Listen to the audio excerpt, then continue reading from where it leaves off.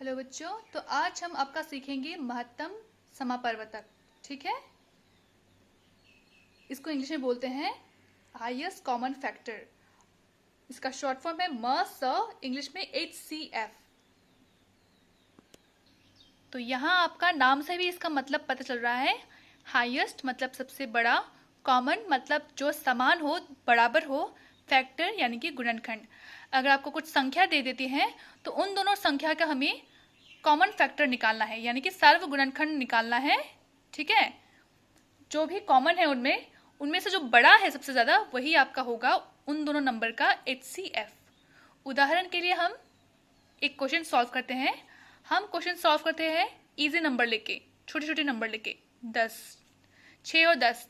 अगर क्वेश्चन में कहा गया है आपको कि इस नंबर का मौसा निकालिए, इन दोनों नंबर का मौसा निकालिए, तो आप क्या करेंगे? सबसे पहले हम इसमें हमेशा याद रखिए कौन सा मेथड यूज करते हैं, अभाज्य गुणनखंड। हम इसमें अभाज्य गुणनखंड का पद्धति से मौसा निकालते हैं। मतलब हम जो भी इसके फैक्टर्स लिखेंगे वो फैक्टर्स यहाँ पे उसके अभाज्य संख्या में होनी पड़ेगी। ठीक है, तो देखो 6 का मैंने गुणनखंड लिखा अभाज्य संख्याओं में। एक से डिवाइड होता है, 1 6 6 होता है और एक हमारा अभाज्य संख्या है। 2 2 3 6 होता है, 2 भी हमारा अभाज्य संख्या है। 3 से होता है, 3 2 6, बिल्कुल 3 भी हमारा अभाज्य संख्या है। यह 6 से होता है, हाँ 6 से भी होता है। 6 1 6 होता है, लेकिन 6 जो है हमारा भाज्य संख्या है ना, तो 6 हमारा इसमें नहीं रहेगा। ठीक है, क्योंकि 6 हमारा भाज्य संख्या है, ये भी इसका गुणनखंड है, लेकिन हमें सिर्फ अभाज्य संख्या निकालनी है, अभाज्य पद्धति से करना है हमें, तो ये तो अभाज्य नहीं है, इसलिए ये काट दिया मैंने। ठीक है, फिर 10 का देखते हैं। 10 खुद से 1 से डिवाइड होता है, हाँ होता है। 2 से होता है, 2 5 10, हाँ होता है। 3 से होता है, नहीं होता है। 4 से होता है, नहीं। 5 से होता है, हाँ बिल्कुल होता है। और फिर किससे होता है? 6 से होता है, नहीं। 7 8 9 नहीं। फिर 10 खुद से होता है, लेकिन 10 भी देखो यहाँ पे भाज्य संख्या है, भाज्य गुणनखंड है, तो इसको भी हम नहीं लेंगे, हम सिर्फ अभाज्य संख्याओं को लेंगे। ठीक है, ले लिया। अब हम इनमें से देखेंगे हम कि कौन सा कॉमन है, कौन सा कॉमन है, बराबर है, दोनों में समान है। देखो 1 बराबर है, बिल्कुल 1 दोनों में बराबर है। 2 बराबर है, हाँ बिल्कुल 2 बराबर है। क्या 3 और 5 बराबर है? नहीं, बिल्कुल बराबर नहीं है। 3 यहाँ तो 3 है पर यहाँ पे 3 नहीं है। यहाँ 5 है पर यहाँ 5 नहीं है ना? तो ये दोनों नंबर्स आपका 1 2 दोनों में आता है, तो ये दोनों आपका कॉमन फैक्टर मिल गया हमें। अब देखते हैं हाईएस्ट, इनमें से हाईएस्ट कौन सा है? देखो 2 है, तो आपका आंसर सीधा निकल गया 2। तो 2 ही आपका 6 और 10 का हाईएस्ट कॉमन फैक्टर है, यानी कि मौसा है। अब इसी बात को प्रूफ करने के लिए हम क्या करेंगे, जो भी हमारा समान फैक्टर्स निकला, कॉमन फैक्टर्स निकला, उसको हम इनटू कर देंगे। ठीक है, एक हमारा 1 था, एक हमारा 2 था, दोनों को इनटू करने से भी हमारा 2 आंसर निकल रहा है। दोनों सेम है, हमारा सेम है ना? तो इसीलिए 2 ही आपका आंसर है, वो करेक्ट है। तो 2 आपका क्या है? मौस। किसका? 6 और 10 का मौस है 2। तो ये बात रही छोटे नंबर की, जिसमें हम गुणनखंड इसका लिख सकते हैं, अभाज्य गुणनखंड। ठीक है, अब अगर बड़ा नंबर लेते हैं हम, समझ लो मैंने लिया यहाँ पे आपका 63 और 105। तो इन दोनों नंबर का इस तरह से मैं अभाज्य गुणनखंड लिखने के लिए बोलूँ तो आपको बहुत सोचना पड़ेगा, एग्जाम में इतना टाइम नहीं निकलता है ना? अब देखो 63 का क्या क्या गुणनखंड होता है। 63 का गुणनखंड होता है आपका 1, बिल्कुल 3, बिल्कुल 7 से भी होता है, 7 9 जा 63, 9 से भी होता है, 9 7 जा 63। तो ये सारी अभी हमें अभाज्य संख्या मिल रही है ना? उसके बाद फिर क्या होता है, 21 से भी हो सकता है ये, और 63 खुद से भी हो सकता है। ठीक है, बीच में भाज्य संख्या भी आ सकती है, पर मैंने भाज्य संख्या को नहीं लिखा है, सिर्फ अभाज्य संख्या को लिखा है। अब देखो यहाँ तक तो आपको याद रह जाएगा क्योंकि आपको टेबल याद है। अब 21 का टेबल तो आपको याद नहीं है, तो 21 उसका गुणनखंड है कि नहीं है कैसे पता लगाओगे आप? इतना तो आपको दिमाग में नहीं आएगा, आपको तो सिर्फ इतना तक ही दिमाग में आएगा, है ना?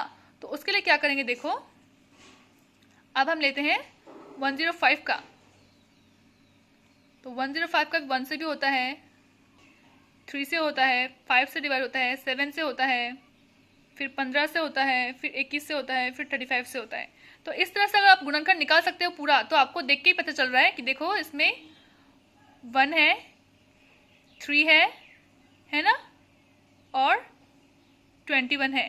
तो देख के पता चल रहा है आपका इसमें 21 ही सबसे बड़ा इसमें इसका कॉमन फैक्टर है जो दोनों में आ रहा है और सबसे बड़ा है। तो 21 ही इसका आपका आंसर होगा। इसमें 7 भी आ रहा है ना, तो यही इसका आपका आंसर होगा। तो इतना तो आपको याद नहीं होता है कि इतना लंबा तो आप जाओगे नहीं, इसलिए आप क्या करोगे, इन दोनों नंबर का अभाज्य गुणनखंडन करोगे भाग भाग देकर।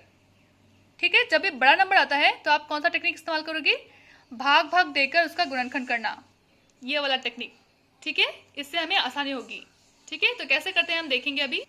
तो 63 का मैंने पहले निकाला, भाग भाग देकर भाग किया। 3 से ये कट रहा है, हाँ 3 1 जा नहीं 3 2 जा 6, 3 1 जा 3, फिर 3 7 जा 21, फिर ये 7 1 जा 7 कट रहा है। 105 को देखो अभी, 3 से कट रहा है बिल्कुल, 3 3 जा 9, 3 5 जा 15। अब कट रहा है 3 से, नहीं 5 से कट रहा है बिल्कुल, 5 7 जा 35, 7 1 जा 7। अब देखो दोनों में निकला, 3 दोनों में आ रहा है तो 3 ले लिया हमने, 3 और इसमें आ रहा है, 3 इसमें और आ रहा है, नहीं आ रहा है, इसमें 7 आ रहा है, 7 आ रहा है बिल्कुल आ रहा है, 7 इंटू 7 ले लिया। इसमें 5 भी है, क्या इसमें 5 है, नहीं, तो हमारा कॉमन ये दोनों नंबर ही है। अब दोनों नंबर को इंटू कर देते हैं तो हमारा निकलता है 21। तो अब देखो 21 और ये 21 सेम है, तो यही आपका HCF है इन दोनों नंबर का। तो ये टेक्निक इस्तेमाल करोगे बड़े नंबर के लिए तो आपको बहुत समय लगेगा, है ना, और इतना तो आपका दिमाग में सोच में आएगा भी नहीं। इसलिए आप क्या करोगे, बड़े नंबर देने से इस तरह से भाग भाग देकर उसका अभाज्य गुणनखंड करोगे। उसके बाद जो हमें फैक्टर्स मिले, जो संख्याएं मिली, उनमें से देखोगे कि कौन से कॉमन है, बराबर है। ये 3 बराबर है, देखो दोनों में 3 आ रहा है ना, ये 3 तो इसमें है पर ये इसमें और 3 है, नहीं है, तो ये बराबर नहीं होगा। इसमें तो 5 है इसकी जगह पे, यहाँ पे 7 है, यहाँ पे भी 7 है, ये भी बराबर आ रहा है। तो 3 और 7 आपका इसमें कॉमन आ रहा है और दोनों को मल्टीप्लाई कर दिया तो आपका आंसर जो निकलता है वही होगा इस नंबर का आपका HCF मस। समझ में आया। अब हम किताब में दिए गए क्वेश्चन का करके देखेंगे। ठीक है, मैं अभी ये वाला करके दिखाती हूँ आपको, ये थोड़ा बड़ा लग रहा है, इसको करके दिखाती हूँ। ठीक है, तो हमें इन दोनों नंबर का मस निकालना है अभाज्य गुणनखंड पद्धति से। ठीक है, समझ में आया ना, अभाज्य गुणनखंड पद्धति से निकालना है ये वाला नंबर का। तो कौन सा पद्धति इस्तेमाल करेंगे हम लोग बड़े नंबर के लिए, इस तरह से भाग भाग देकर उसका हम अभाज्य गुणनखंड निकालेंगे, इस तरह से भाग भाग देकर इस टेक्निक से। ठीक है, तो मैंने 34 का निकालना है, देखते हैं क्या ये 2 से डिवाइड होता है बिल्कुल। 2 1 जा 2, 1 4 7 14, तो 7 जा 14। अब क्या ये 2 से डिवाइड होता है, नहीं 3 से नहीं होता है, किससे होता है, डायरेक्ट 17 से ही होगा।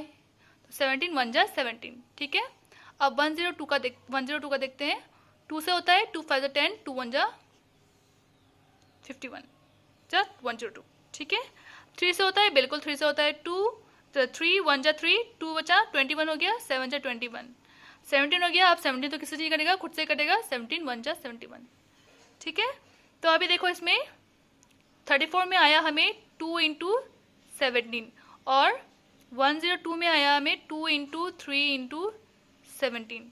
ठीक है, अब इसमें 2 बराबर है, 17 बराबर है ना, तो हमारा निकला क्या, 2 इंटू 17 निकला हमारा 34। तो इन दोनों नंबर का हमारा गुणनखंड निकला 34। तो यही आपका आंसर है HCF यानी कि मस। अभाज्य गुणनखंड की पद्धति से हमने HCF निकाला। इन दोनों नंबर का क्या है 34, खुद इन दोनों नंबर का HCF है। ठीक है, समझ में आया, कंप्लीट। अब हम निकालेंगे 3 नंबर वाले का।